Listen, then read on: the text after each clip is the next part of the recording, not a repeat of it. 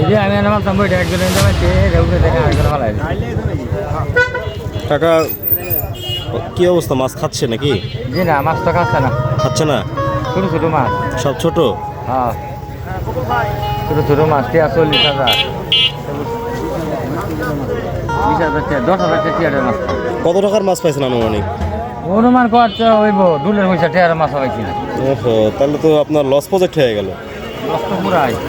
দেখেন, চেষ্টা করেন, আরও 1 ঘন্টা সময় আছে, যদি হিট লেগে যায়।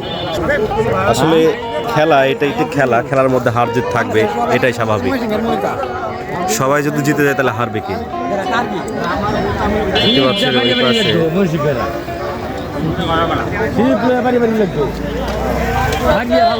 এই বাধা দিছে মামা।